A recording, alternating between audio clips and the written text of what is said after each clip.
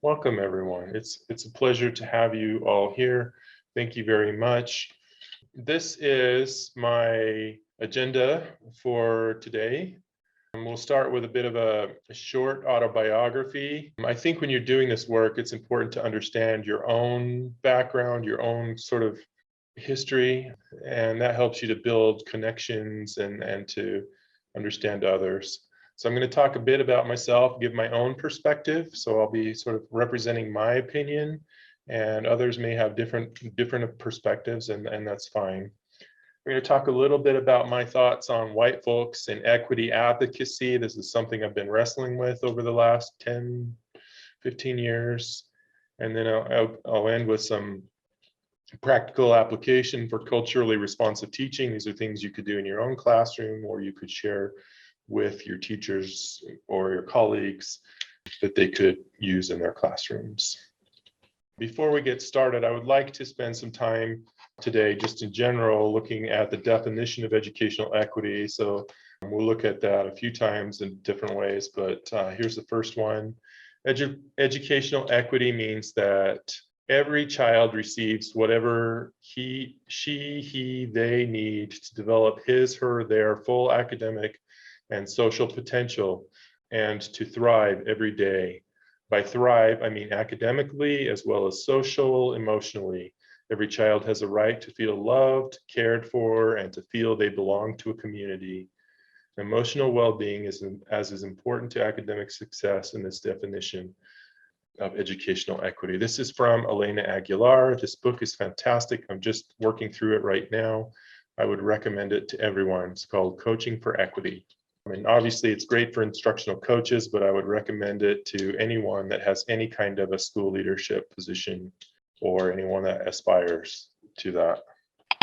So I will start with a bit of my own racial story. I didn't realize for most of my life that I had one of those. I was always connected to my ethnic identity, Polish American, and my ancestors from Poland, but being white never really meant anything to me, and is not something I just had any connection at all to. Comes up occasionally, going outside, I get sunburned like within 30 seconds. A lot of Black and brown kids will look at my freckles and wonder what's wrong with my skin, but really whiteness I never connected with it. But I grew up here in Utah. My folks are from out of state. My dad's a Wyoming farm kid, grew up on a ranch. My mom is a Minnesota dairy girl.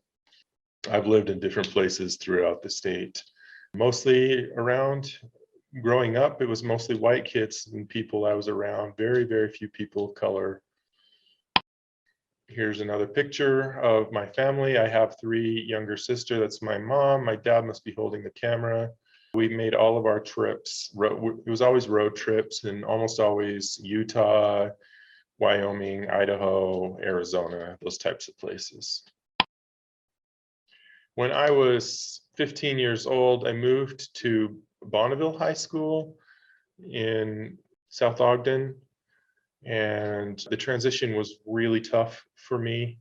I had some anxiety, didn't make friends, really hard. My first year there was my sophomore year. My second year, I was a junior. I connected with the foreign exchange students, lots of foreign exchange students from all over the world, and we would sit at lunch and exchange swear words, and we would hang out. And by accident, we had some exchange students, like not sequentially, move into our home because they needed a place to live. So we had one from Germany, another one from Poland, and then we got one from Poland on purpose the next year.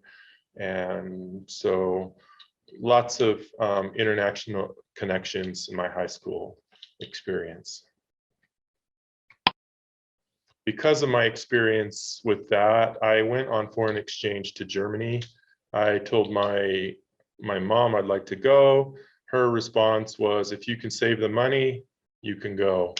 And I think that was meant to be a no, but I got a job as a dishwasher, saved the money, and I really thought for a long time that I paid for my whole trip to Germany. But in actuality, I just paid for the airplane ticket, and there were still a lot of other bills that my folks paid for. This is my high school that I went to for much of the time when I was over there. This is called Riemenschneider. It's in Würzburg, Germany. After that, I came home. I did a semester in college, put in my mission papers, and I went on an LDS mission. They called me to Philadelphia. When I got the mission call, I was honestly utterly devastated. I did not want to go stateside. I wanted to go somewhere where I could learn a language. So I'm reading the mission call and just trying to look happy and excited. Reading down a couple paragraphs down, it says, "You will learn the discussions in the Cambodian language." So I worked with Cambodian refugees, very exciting. It was a culture shock to be in Philadelphia. I was not used to the compressed nature of the city. It was like concrete walls on both sides, narrow streets. I lived in some pretty rundown neighborhoods with a lot of gangs and gang graffiti and trash. And so I came into contact with really the fact that my middle class upbringing could be considered wealthy. Here's a picture of me. I fell in love with the Cambodian people. These are me and two of my companions. We are eating baby duck embryo. And I just, loved Cambodian people, Cambodian culture, Cambodian food, even Cambodian religion, just really connected with all things Cambodian, and I should say Cambodian American, because they were refugees and they were becoming quickly Cambodian Americans. While I was on my mission, I remember the very first time I realized I'm the only white person here. I was sitting on a SEPTA bus and I looked around and yeah. So I'm 19 years old and that's my very first experience with being the only person who looks like me in the room.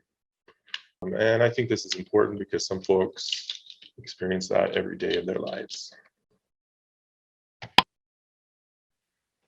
After my mission, I came home. I studied German and history in college, and I ended up taking a special education teaching job at Westlake Junior High School. And I worked there for 3 years. And then I took a job at Hillsdale Elementary School. At Hillsdale, I became the ESL specialist, which was much more, I was interested in languages and culture, and so that just seemed more of a fit for me. And as I went into that job, I came in thinking, I'm just like you folks. I've lived in another country.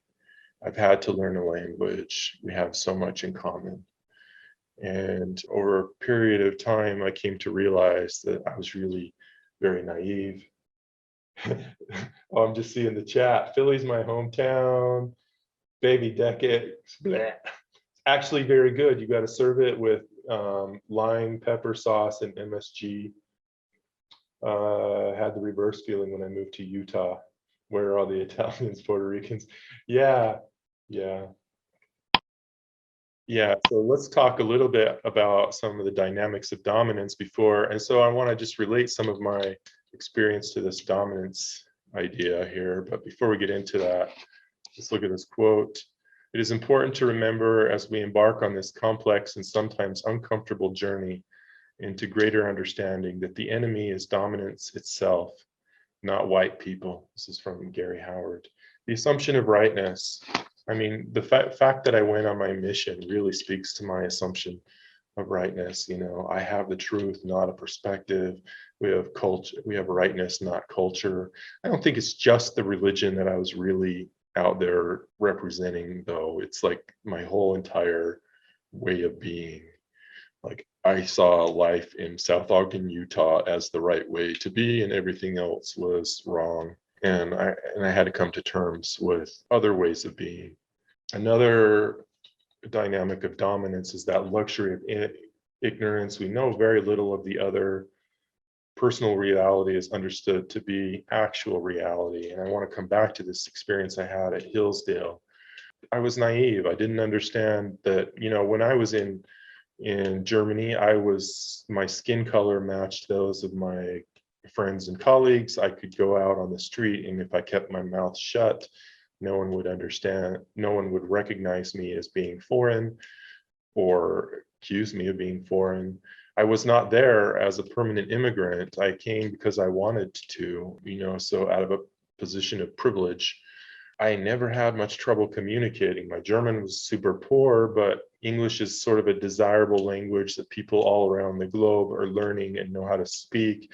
And whenever I needed to, I could fall back on English. And even when I didn't want to, I would fall back on English because people would switch to English anyway. But people wanted to practice their English. They wanted to know about America. They liked American culture. They liked obviously there's some mixed feelings about America, but generally I felt very liked for my ethnicity. But then I went home, back to my old life, and just completely different than the type of experience that my students immigrating from Mexico and from Rwanda and Burundi and Iraq, very different experience than they were having. And finally, legacy of privilege. This is based solely on your one identity marker. And I've been talking now a bit about race, but it could be based on gender, it could be based on sexual orientation or religion. So, but one thing is you're seen as a true white Americans are seen as kind of true Americans. Other folks are often seen as foreign, or where are you from? It's a constant question that some folks are having to answer, and they could well be from West Jordan and have been there their entire lives. And having experienced being the only person that looks like me for the first time at age 19 is a kind of privilege. Here's Peggy Mcintosh's privilege knapsack. You might have seen it. She has a whole big list of these, but she came to terms with her privilege, her white privilege, when some of her colleagues accused her of not really being for women's rights. She was for white women's rights, and that really struck her to the core. And then she spent a lot of time thinking about it. She made this big long list. If I wish to arrange to be in the company of people of my race most of the time, I can arrange that. If I turn on the television or open the front page of the paper, I see people of my race widely represented, and I would say represented in ways that are sympathetic. When I'm told about our national heritage or civilization, I'm shown people of my color that they made it what it was. I can be sure that my children will be given curricular materials that testify to the existence of their race. So she has this whole big long list of privileges, and I think if you get an opportunity, you should Google Peggy Mcintosh and her white privilege checklist, or the knapsack, the invisible knapsack. This is an article that we just read in my doctoral program about 6 white principals that are working in equitable, excellent schools. And what is it that these white principals are doing? And the first thing they're doing is they're sort of unpacking their own racial history. They're understanding their own emotional and intellectual thoughts about race. They're talking about race. They're doing ongoing professional learning about race. They're infusing race into data-informed leadership. They're connecting with families of culture. I would like to, at this moment, I would like to take a second to have you pop some ideas into the chat. But what are some things you could do related to this? Christina Meekum says, listen, hear people's stories, read narratives, be vulnerable. Yeah, I think it's important to tell your story, especially if you're a school leader, Be willing to grow and expand your views, expand your circles, get to know other people, or let's see, Karen Marsh, I can be an example of how to talk to people about whiteness and gender, and how those have privileged me throughout my life. I can do a better job of reaching out to people of color and families, to help them access higher ed and access leadership opportunities. Teresa, I share my family's immigrant story with my students. They appreciate learning how we learned English.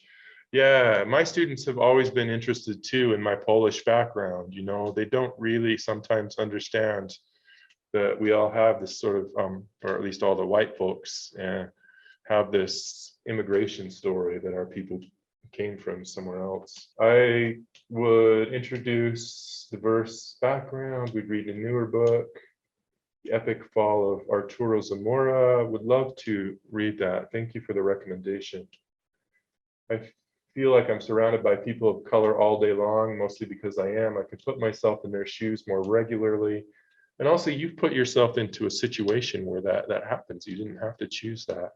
I guess I have a question. I've done a lot of work on myself and understanding my relationship to racial identity.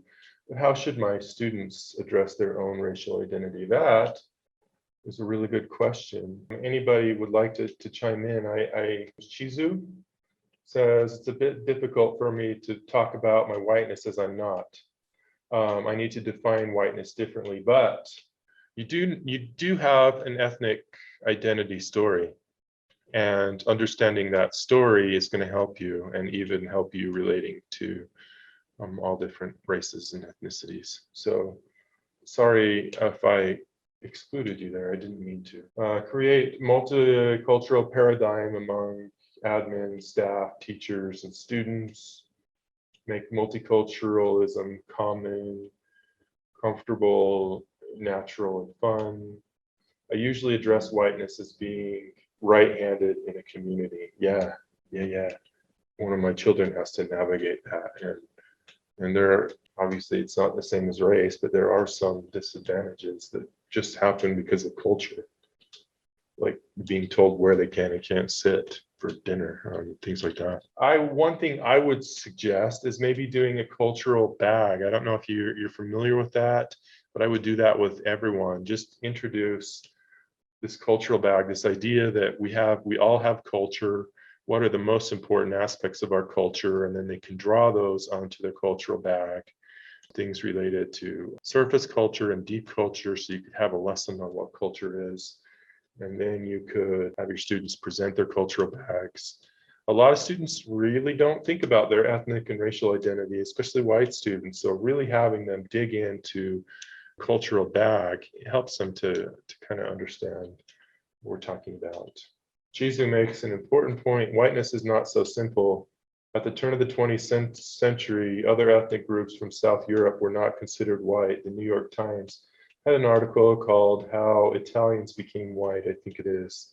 It's really crucial to define what we mean by color in the case of whiteness, and that's true. My Polish American ancestors were Catholic, and I think basically whiteness included Protestant people from European countries. It didn't include Mormons for a lot of the time, and it definitely didn't include Polish Catholics.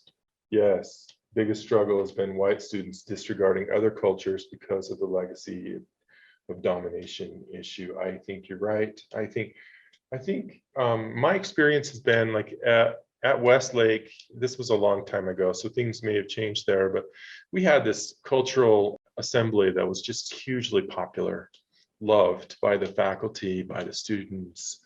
But one downside of the thing is that white kids were underrepresented there. And so they would come away from this assembly thinking white people don't have culture. And I don't think it helped with the cultural conversation. So I would be trying to help. I would really be doing two things myself, I think. One is maybe fiction, helping or presenting, like if I'm a math teacher, helping kids to understand the contributions of people around the globe, and then helping them to just sort of get to know and understand it and respect and acknowledge the existence of their own culture and their own ethnic identity. Those are my ideas. Feel free to keep popping those into the chat if you want. I'm going to continue here. Yeah, Teresa. Mexican students who had blue eyes and pale skin and light hair. Yeah, it's really, and what does that mean? That maybe you're not recognized for the ethnic identity that you identify with. I wanted to show you a little bit of data here, infusing race into data-informed leadership. This was one of the steps that we looked at on the previous slide. This is just English learners in the state of Utah, so I filtered for just English learners. And then I looked at their median growth percentile in science. You can see that Asian students are consistently performing better than white, and Hispanics, white students are consistently performing better than Hispanic Latino students. We could spend a lot of time unpacking why that happens, but I wanted to just talk a little bit about how do we respond when we see data like this. I think the safest thing to say is what's wrong with those kids and their parents. And maybe like there's all these structural issues. We're in a Title I school, there's poverty, yada, yada, yada, yada. We're going to blame everything on the community, on the system, on all the things that we don't have control over. I think that's the wrong way to look at data. I would focus more on how can we fix our systems and what can we do to improve our pedagogy? What is it that I'm not doing in my classroom that could help Hispanic English learners with their science understanding? So I think we look at a lot of disaggregated data, but are we going into it with the correct attitude and mindset? Here's another definition of educational equity. This one again from Elena Aguilar. Educational equity means that there is no predictability of success or failure that correlates with any social or cultural factor. A child's educational experience or outcome is not predicted because of their race, ethnicity, linguistic background, economic class, religion, gender, sexual orientation, physical and cognitive ability, or any other social, political identity marker. Again, like I say, I've been talking a lot about race. I'm really actually very interested in thinking about gender and sexual orientation at the same time. I have someone close to me that's recently come out as non-binary and bisexual, and I'm dealing with the consequences of that in the schools. So, yeah. So we need to be expansive in our thoughts about all the communities that we're thinking about here.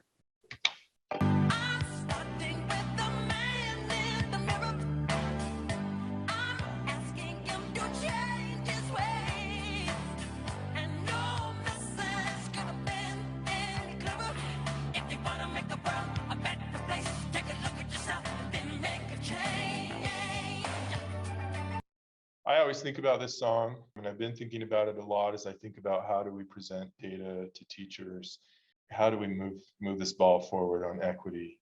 Really need to be thinking about what is it that we can do. And I understand that teachers are sometimes going to feel attacked when their school has been identified as needing turnaround, or that some of their students are not performing as well as others. But I think that's really the way we need to think about data. Here's an interesting comment. We had this conversation the other day in terms of culture, African Americans, which is the term we give people of culture born in America, culturally different from POC, from Africa. Yeah, so, understanding terminology and being inclusive of folks, and maybe thinking about, like, are we seeing different outcomes for African Americans than we are from people of like a Haitian background or a refugee background from Somalia or wherever. So like further disaggregation would be helpful. We're going to go into this practical application, and I'm going to be using the 7 principles of culturally responsive teaching. This is originally from Shade, Kelly, and Oberg. Gary Howard also uses this extensively. So be thinking about how can you apply this in your classroom? How have you seen this applied? How could you teach this to your faculty?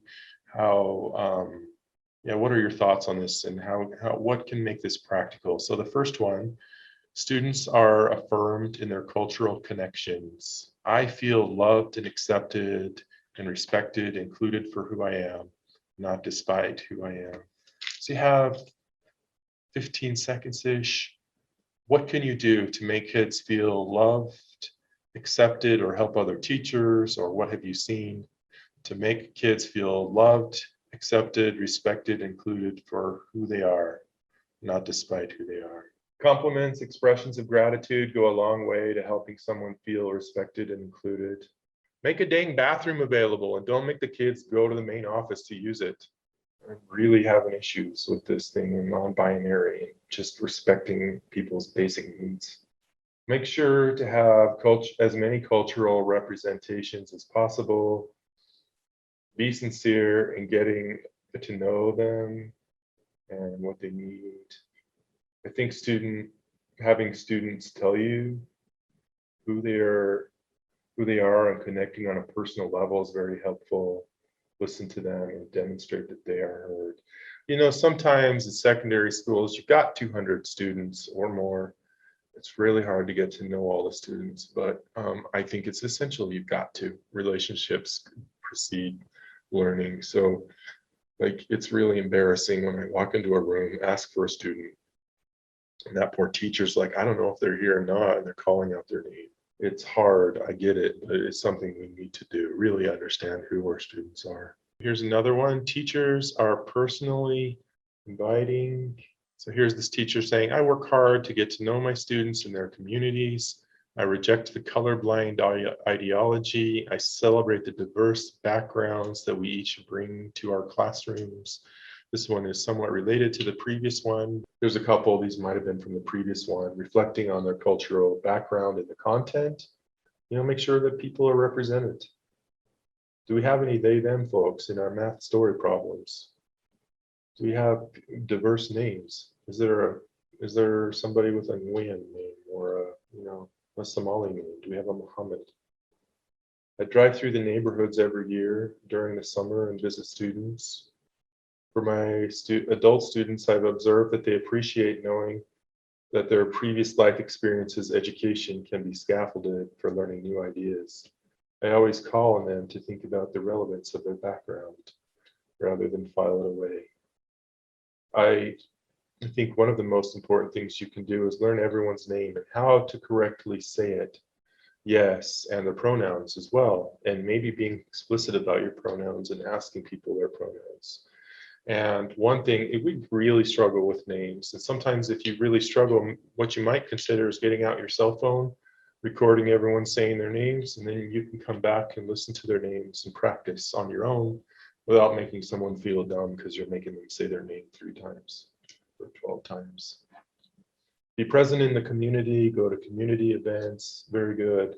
I actually enjoy going to the mosque, and I used to see my students there all the time for Friday prayers. I try to have as many discussions as possible in class to share everyone's, including my ideas. Yeah. I like to eat at restaurants in the area. There are many family-owned restaurants, and sometimes you can eat at your students' parents' restaurants, or at least I have done so. I like to stand at my door during passing and greet all of my students. And like in normal circumstances, you can be doing handshakes and fist bumps and whatever would be culturally appropriate. Almost all the time, students will share their recent experiences, and I can build a relationship in a small manner. Yeah. And also helping your students get to know you, because they're going to reach out to you. They're going to find they have a connection with you. And then they're going to want to get to know you as well. All right, the next one. Learning environments are physically and culturally inviting. I'm sitting in somebody's classroom. Maybe they cleaned it up for the year, but it's bare walls, completely white and industrial. But that could be for summer, I don't know. But I see myself reflected in the decorations of the school, in the curriculum of the school. There's some schools I've seen where you see pictures of the students, all different ethnicities, all around the school, and student work posted, lots of things. What are your ideas on how students can see themselves reflected in the decorations and the curriculum? After the pandemic and physical distancing, we really benefit from sitting closer together. There's something about being close that encourages connections, being able to see people's faces. I really like Granite Park Junior's posters of students attending there and what they want to be when they grow up. I'm hoping they get those put back up again. They're down right now. I was thinking of having a whiteboard where students can just draw and write things. Is that problematic? I think it's all about how you manage it. I know one place where they have like a question that the students come in and they write or draw their answer on the whiteboard at the beginning, and then they talk about what's on the whiteboard. I'm collecting as many books of diversity as I can for my in-class library. Yeah, and think about all the different types of diversities. In teacher education courses, we have students come back from their practicum and discuss about how diversity in each of their placements can be reflected in decorations and curriculum. Bookshelf, classroom bookshelf. Yeah, I think one thing that happens sometimes is we do see like students of color depicted, but sometimes they're depicted like in a health textbook. You might see them depicted as the patients and the white folks depicted as the professionals. And so if you're seeing that in your textbook, you probably don't have the ability to replace the textbook, but you're going to have to find some ways to counteract that in your classroom. We created huge graphics with quotes from famous people.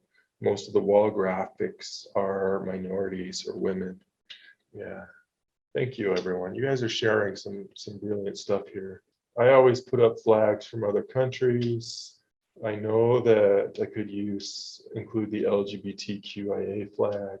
I also play music from other cultures. I do that too. I like to, like, if I have a student from wherever, let's say Congo, I might ask them, what's the music that we can listen to? You have to be careful because sometimes there might be explicit music, but I want to listen to the music from their cultures.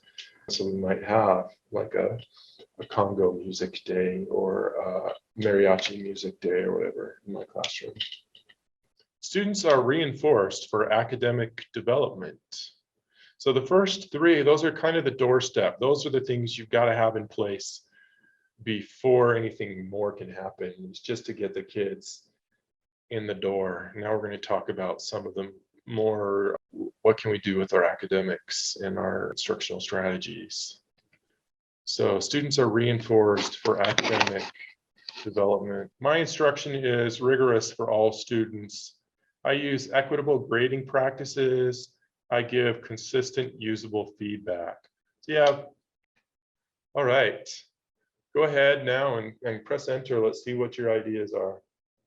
RTI works great in elementary classrooms. It's response to interventions. So we're giving assessments and then we're looking at who needs help and then we're providing instruction, interventions, and extensions to help kids build on what they know. Clear, understandable rubrics. I'm tired of seeing rubrics students don't understand, right? Give feedback that they can actually use to revise their work. Clear instruction, making sure each student understands the assignments they're supposed to do. Clear, timely feedback and discussion. Yeah. And sometimes with especially our English learners, you might have to give the instructions or the feedback in multiple ways, both in writing, orally. If you're on Canvas, you could give like a recorded feedback. I provide them feedback on all my essays and vitalize our pride time to help students understand. Pride time must be their advisory period, maybe, to help students understand the content and the skills in language arts and reading. I also discuss feedback with them. With feedback, be thoughtful, because one of the articles we just read in my Ed Equity course that I'm taking is how sometimes without even being intentional, we're giving different types of questions informally and different types of feedback informally to students based on their race or ethnicity. And you might not recognize that in yourself, but an observer can see it. Clear rubrics. All right, thank you so much. Feedback they can actually use to revise their work. So here we have instructional changes are made to accommodate differences in learners. I change up what I do. I differentiate for students' needs, for language development and students' interests. All right, press enter when you're ready. One of the tools we need to provide is think time, and that's what I'm trying to do here with all these 15-second things, and maybe 15 seconds isn't even enough think time. Different classes have different needs. Not every class needs to have exactly the same routine. Yeah, so you're thinking about how is it that students as a group have different needs. Think about the language demands, the output of a lesson. How can we adjust that to meet the language levels of all of our students? So, and I'm not sure if our post-secondary folks are familiar with WIDA, but we have some tools for that. And I'm sure you have language levels too. Engaging content often has a strong impact. So finding content that students are going to want to engage with, accommodating difference in learners, then the instructional changes through changes, content and content are changes in instruction. Oh, although, sorry, I'm stumbling on reading your stuff, guys. Sorry about that. Changes in content are changes in instruction. You know, sometimes we have this same standard or the same, I'm sure in post-secondary, you have certain things that have to be on your syllabus, but you don't have to teach that in the same way. You don't have to use the same exact texts to teach that necessarily. Each class section has an objective. Be sure to use discussions, quick writes. Everything needs to be clearly connected back to our objectives. Right, very good. Classroom is managed with firm, loving, consistent control. I am a warm demander. I'm consistent. I use discipline to educate rather than publish. I separate the behavior from the student and from the student-teacher relationship so that when something bad happens, I can still have a good working relationship with that student once we've dealt with it. The seventh one, interactions stress collectivity as well as individuality. I provide lots of opportunities for interactivity and cooperative learning. I also give students opportunities to do their own work. Just thinking about classroom management, I think we see across the board a lot of students of color being sent to the office of defiance. The problem is that defiance can be defined by different people in different ways, and sometimes we're seeing the same behaviors in students who are not being sent down to the office as often. All right, well, I'm not seeing any things in the chat here, so I'm just going to move forward. I hope, oh, here we go. Defiance can be difficult in different ways, so perhaps the solution is to define it clearly. Yes, and as a role model for teacher candidates, whenever learning activities, teacher strategies are introduced, I try to make sure they understand why I'm using them in a specific part of the class session.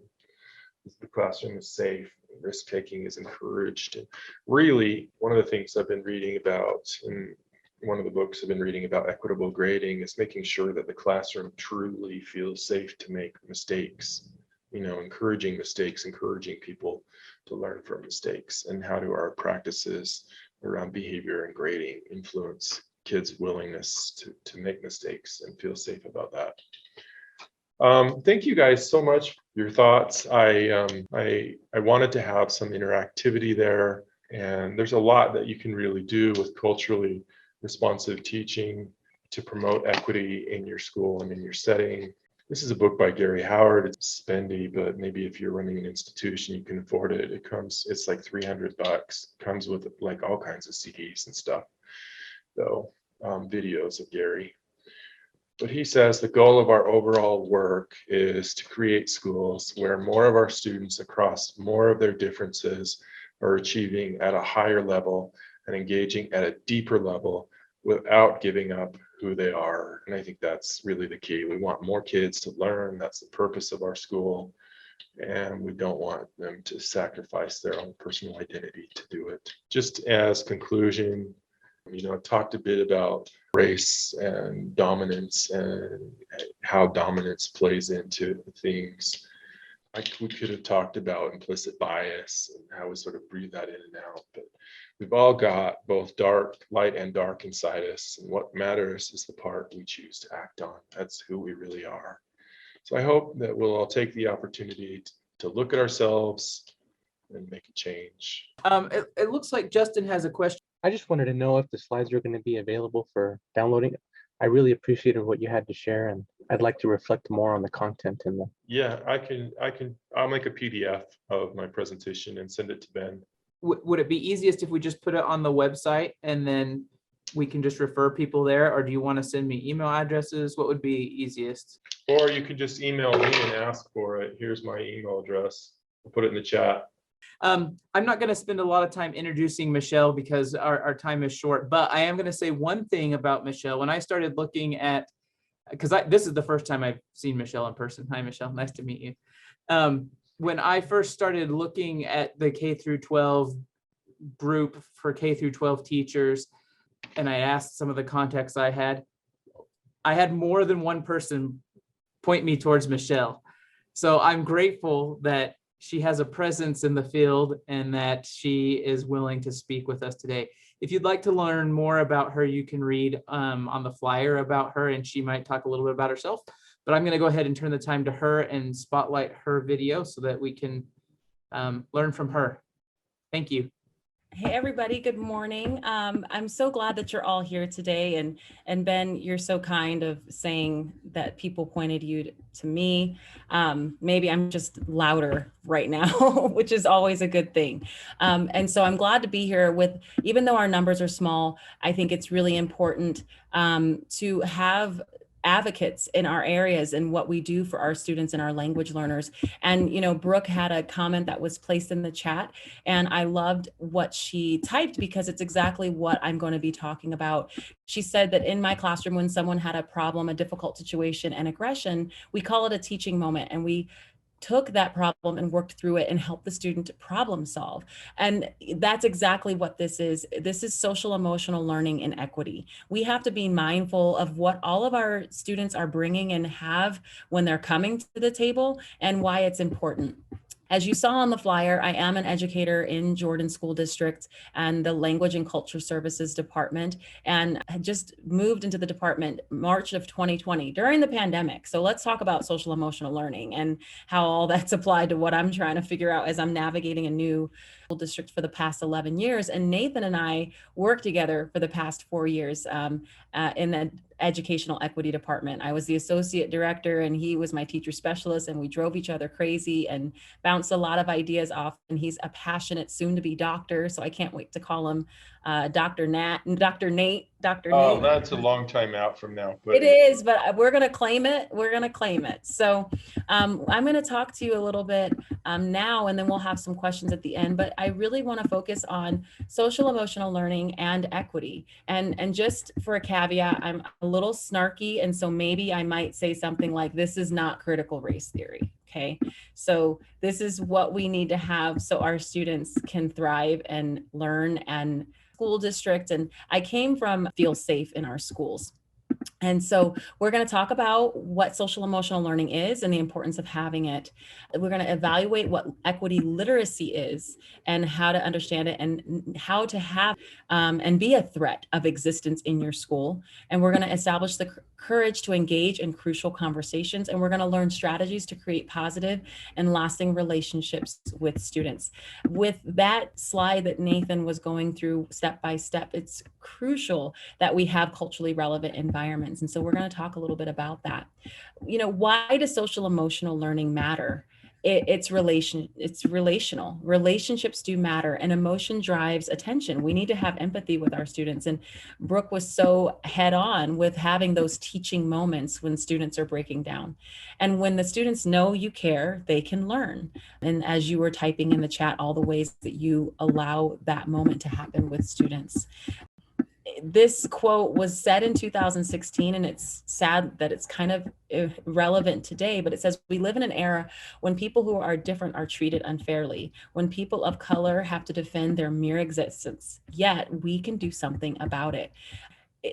A lot of times, a lot of white educators say, well, how can I connect with my students? And it's like, you don't have to look like them to connect with them. It's definitely important to have those positive influences that look like the students, but you can also do something about how our language learners are treated in the schools and in the classroom. I encourage you to move from ally to accomplice. It's really easy. You know, last year around this time, there were 24 million Instagram accounts that put black boxes in their Instagram.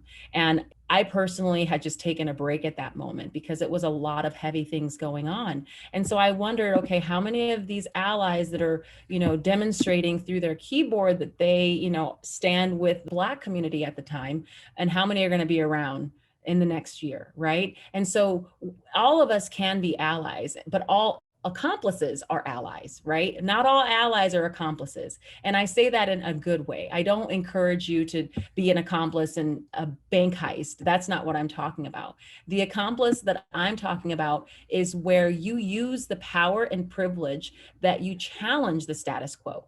Sometimes you will often risk your physical and social well-being in the process, but you then become a co-conspirator. These conversations can't always be carried by people of color, and they shouldn't be, right? It's a system that's been in place that was not created by people of color or Latinos or second language learners or refugees, but it's something that everyone needs to move to work together to fix. And so when you're an ally, you stand in support and you put up the black box on your Instagram, but there's no risk involved. But when you're an accomplice, you become a quote unquote the target, you know, maybe for news to draw attention to your teaching practices. And it's heavy and hard at first, but when you're in the right circle, this group right here will advocate for you, right? We're on this call for a reason because we want to make things better.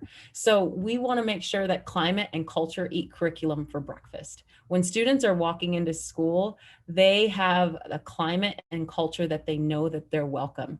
And then, as you saw in that circle that Nathan had for culturally relevant environments, they can then learn, they can have curriculum. So what is that equity literacy that we need to have that impacts the teacher's work? We need to have a commitment. Paul Gorski talks about the deepening of how understandings of how equity and inequity operate in organizations and societies. And then we need to have the individual and institutional knowledge, skills, and will to identify the inequities, eliminate them, and actively cultivate equity, right? It's an active process that needs to be worked on. I love when he says that we need to avoid those equity detours that steer the school away from the equity progress. It's beyond that assembly that we had for Cinco de Mayo. And now we have Juneteenth as a national holiday, which 2016, Utah was the 44th state to become recognized for Juneteenth. So this day was inevitable that it was going to be nationwide. So we don't want to just have the assemblies where we bring the dragon into the hallway for the Chinese New Year. We want to make sure that we have addressing the issues of the problems, right? It's never the focus of adjusting the cultures and mindsets. It's always about transforming conditions that marginalize and oppress students and families of color. And so I liked his hashtag when he said, fix justice, not the kids, right? We don't want to fix the students. It's not the problem of the celebration. We love the celebrations. It's the absence of addressing the issue that we have when we're not doing that. And so we go with those relationships. The National Equity Project had a wonderful 6-point goal, and I love that. So I'm going to give you a minute to read what those 6 points are.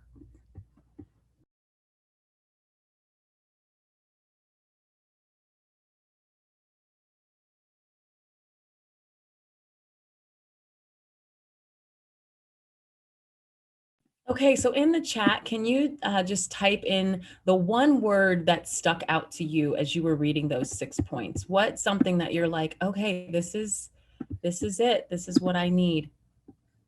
Power. Yeah. Yes, Joanna, that stuck out to me. Rebel, right? That good trouble. We're going to get into some good trouble for our students. And sometimes you might have two possible. Yes, that's the thing. This is possible. Yeah, I was going to say, we're going to have some phrases. Inequity by design, even liberating systems stick out for me. Yes. And when we talk about the systems? Are we on the understanding that we're talking about the structures, the school, right? We were created, the education system was designed, our country was designed. And when we look at the stories of reach, when we look at respecting ethnic and cultural heritage, and we talk about how we were created, it's white male landowners, right? So systems that were created by people that don't look like the people that are educating. How education was created does not necessarily work for our language learners, right? Fates linked, yeah, right? Achieve, transforming power. All of these words are what we believe, and it's what they believe. So when we have students that come to us in 10th grade and they don't speak English, it's something that they are aware of, but they want to achieve. They want to have equity as they're going through it. They want to have a chance to graduate. So when we have refugees and immigrants arrive in 10th grade and we're like, you have to have 26 credits to graduate. Good luck. And whoa, I appreciated when many schools were taking a look and do take a look at their transcripts, right? So if they are taking English and they live in Venezuela, for example, that is considered at that time, they took a foreign language. So that's a foreign language credit. So, you know, you have to be creative with the transcript that they are bringing if they have those transcripts available to give them some credit and build upon that. And so we want to make sure that we have that notion that they came with some type of education and knowledge. Justin says, I find the notion of rebel leadership very curious. And it was derived from, you know, rest in power, John Lewis. Good trouble in that sense, right? He's not saying everyone should go to jail for the cause. That's not what we're saying, but it's kind of what I will talk about here in conversations in the faculty room, in conversations in the boardroom, in conversations at principal meetings. It's that rebel leadership that you look at. Okay, let's look at the data of how many suspensions we're doing. If we have 20% Latinx students in our school, but they're making up 40% of our suspensions, we have a problem. And you speak on it every time. And then when they have another meeting, they bring up discipline records and you bring that up. That's that rebel, right? That's the one where it's like, oh my goodness, Nathan's going to bring up the data again. So let's just do this so he doesn't have to bring it up anymore, right? And that's the good trouble that they're talking about. It's transforming the system. Another good quote that I love from Mr. Zohar, he says, most transformation programs satisfy themselves with shifting the same old furniture about in the same old room. But real transformation requires that we redesign the room itself, perhaps even blow up the old room. It requires that we change the thinking behind our thinking. If nothing happened from COVID and being out half the year, if we don't look at how we do education and don't take the advantage that we had of that moment and redo some things, we're in a world of problems if we go back to how we did education before. And we need to look at and use those we to can do statements and see what that does and how it applies for our students. When we talk about relationships preceding learning and we had students that were in distance learning, we still needed that connection. They still needed the reliability to know that when they logged on to Zoom that someone was going to be there, right? And the commitment and the efficiency. I think we were able to reach a lot of families more than we would have because they knew that we were going to be on. And then we took it a step further in our department. And I know many schools did. I saw people in the news that had gone and delivered computers to families that maybe didn't have the language to understand what was happening at the time. But we called and had translators call families of second language learners to say, do you understand the closure? What do you need? What don't you understand? And a lot of the times the parents were like, we don't even know how to log on. And so we took the time to call them as often as we could. Was it perfect? No, but it was the best that we could do. Justin, and I like your comment, and we'll definitely open up your mic here in the end to talk about it, okay? Because there are some worry that it might cause you to lose your job, right? That's something that is a fearful thing. So as Nathan went through all of these steps, it's something that has to be put in each time. And we have to look at the fact that relationships do precede learning. Let's see. And so when we're addressing mental health in our students, it's something that we have to look at to save their lives, right? They have microaggressions thrown at them. There's bias that is there. And so we want to talk about the developments for our Black and Brown children. The National Equity League says the promise of social and emotional development as a lever for increasing educational equity rests on the capacity of educators to understand that all learning is social and emotional, and all learning is mediated by relationships that sit in a socio-political, racialized context for all children, not just those who are Black and Brown. So here are some strategies for teaching fearless SEL. Provide opportunities for them to reflect and build self-awareness. It's important that we recognize the culture that they're bringing and we let them build upon what they have. They're coming and they're learning sometimes third, fourth languages when they're learning English. It's very smart students. And it's Brooke has says that, you know, families that are coming from different countries are doctors and engineers. And we were talking and we have a custodian that's here. And I was like, what was his job before he moved here? And he was an engineer and he's cleaning our buildings. And so I'm like, we have to do better as a country at having a place to where like they can have some type of internship. I'd rather go, you know, I don't have any animals right now that I would need to take to the veterinarian clinic, but how amazing if we had a veterinarian from, you know, Somalia, and they came to America, and as they were learning English, they were using their trade to assist another veterinarian.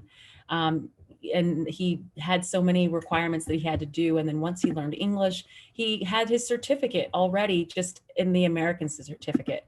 But we do make things hard because a lot of times, even from state to state within our own country, to become a teacher, it's like, I have to get another license because I moved to, you know, North Dakota. So we make it difficult even for ourselves, but I just hope that we can have different ways. We want to encourage students to develop decision-making skills and to have debate skills and conversations that are important and foster those social awareness skills that are needed, especially now.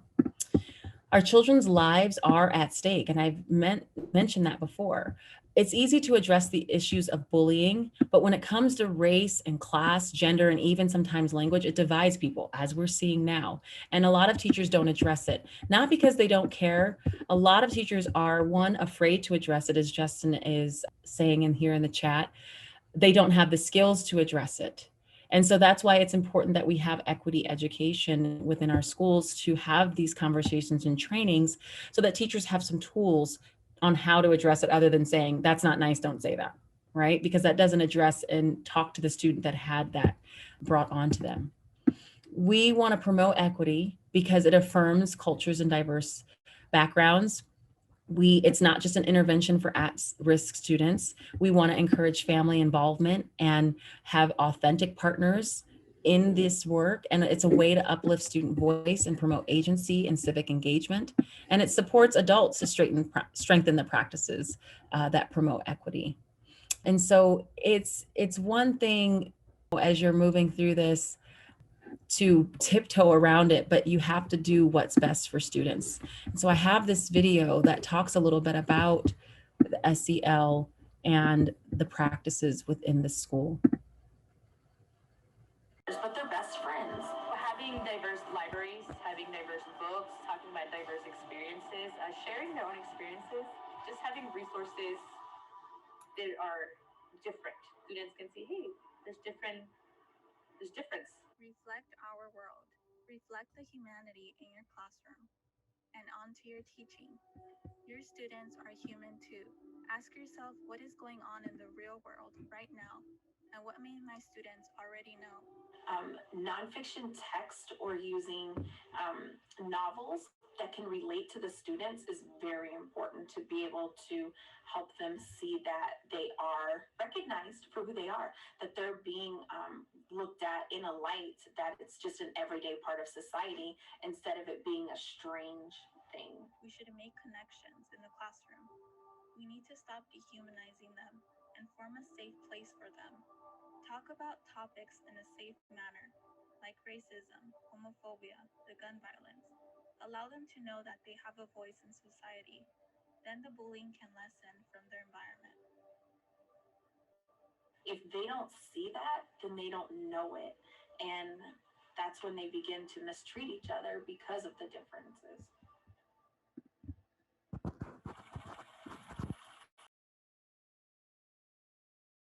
So this book is a really good book if you have not read it. Mastubata, you read that, Miss Mastubata? Yes.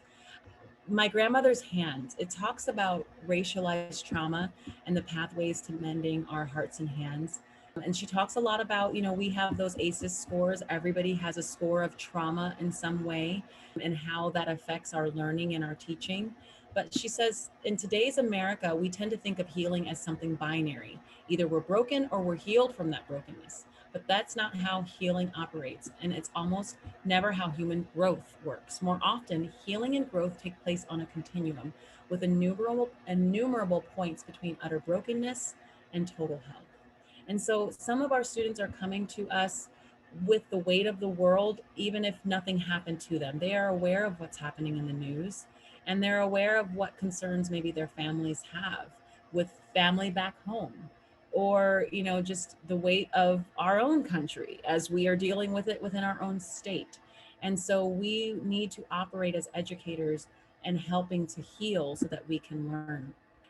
It's just crucial to that. So this is my website for my school districts, and I actually have a copy of this slide deck for you to look back on. I made a bit.ly, but it didn't save the actual, I guess what I had was already used. So I'm just going to put that in there for you in the chat so that you can have those slides. And Justin, so I'm going to address your comment here. Who do you care to be a threat to, I guess is my question. So for me, I am a threat. I am a rebel leader in a way, but not purposely, right? I'm just doing what's best for students. So if I am a threat to someone who does not have the student's best interest in mind, then I will be a rebel leader. As you do leadership and as you navigate, and I don't know if you're a teacher or an administrator, you're never going to make everyone happy. And I think it's important that you do what's best for students and their families. And I don't think we will intentionally go out and harm them. It is not my goal. The only indoctrination that I want to give children is to understand that I am from Ohio and Ohio State is the best in the land. That's it. There's no discussion, and we're not going to talk about it.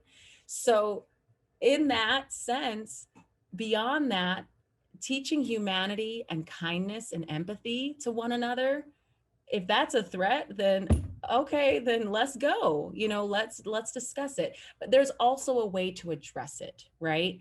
You don't have to go around. Like, we see the injustices, we see them differently because we've been working longer. In my mind, everyone, like, we shouldn't even be having this debate. It's really asinine to me. Like, how can you not? But I have to meet people where they are. And so I think when you're having the conversations, when I'm sitting with board members and I'm sitting with the superintendent and I'm talking about, bias and, even things of like graduation practices and having lays around our Pacific Islander students and whether that should happen or not, conversations are key. And when you have the right people in the room, you're going to be fine. I'm not worried about the people that haven't met me, right? I've tried to meet them and they have not. So you just move on and you work with the people that want to do the work and you move forward. And sometimes for our families, we have to use our education privilege to be that threat because they don't have the tools or the education that we have to navigate this system. And we know what a 504 is. We know what an IEP is and whether a second language learner really needs it or if the teacher is just being like lazy, for lack of a better term, right? We know the ins and outs of all of that. And so we can be a threat and challenge. This student does not need an IEP. Is it language or is it, need? And so be a threat in that way. And it's okay. Challenge it. So that is all I have. And we're like 1 minute to time. We did it. Yes. Are there any other questions? I think, I'm not sure. You have the slide deck, so it'll have my website on there, which will have my email. Thank you, Justin. I saw the thumbs up. And thank you, Ben, for having Nathan and I and putting us back together.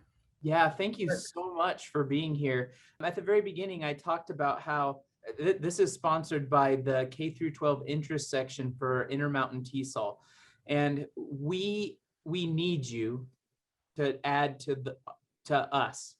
We are primarily post-secondary ed teachers in there, but we're designed to serve K-12, and we want to serve you, but also your insights, your experience help shape what we do. If we know what's happening in K-12, that helps us in our jobs. Being together helps us grow. So I'm so grateful for Michelle and Nathan for their words and for their wisdom and engaging us in a difficult topic. I hope that we can see you two again, and all of you. We encourage you to go to the ITESOL website. We have a conference coming up, and we need some K-12 presenters. Just so you know, this is a little known secret. We rarely reject any proposals that come in to be presented, because we need people to present and we want to hear from you. So we encourage you to sign up, to submit a proposal and come to our conference. The information is on there. And I'm hoping that this conference, we can have some of you leaders in K-12 or emerging leaders volunteer to be in charge of the interest section. If you have questions about that, you can talk to Teresa or me. Teresa is our current president, but we want to include all of you. Thank you so much. Does anyone have any? Something really quick. Thank you Yeah, so go much, ahead. Ben, for being willing to do this. And Michelle, I heard so many lovely things about you around Granite District as I talked to principals, and I am so thrilled to have you. I said to Ben before this began, what a coincidence, because today is Happy Juneteenth, and what Thank a you. coincidence. When I'm working just for you, just so you know, I'm not but at work I'm next so year. excited. It's just like, wow, we had no idea. It's like we didn't even, it's like, wow, that just worked out so amazing. Thank you. You represent everything that is so wonderful about education and equity and, progress. We need to make progress, and we need to work together. We need all of you. We need K-12 people to help us so that we can all be connected and making those connections, relationships. We need that with you guys. So please, amongst the K-12 folks, let's build on this. I want to build on this. That's my goal for this year. Build, do what we can. And I see in the chat there, Ben put our website, itesol.org. We really would love to have more of you join with us, become members, and share what we can do also to improve our teaching, our practice. Thank you. Thank you so much. Happy Juneteenth, everybody. Thank you. And I'm from Philadelphia, Nathan. Philly girl. Bye, everybody. Thank you so much. Thank you. Bye-bye. And while anybody's still on here, if you want to do something like this again, let me know. I'd be happy to try to arrange to do more of these. Thank you, Ben. That was fantastic. Thank you, Teresa. You did a lot of good recruiting. Thanks, Arwen, for being Arwen. Thanks, Nate.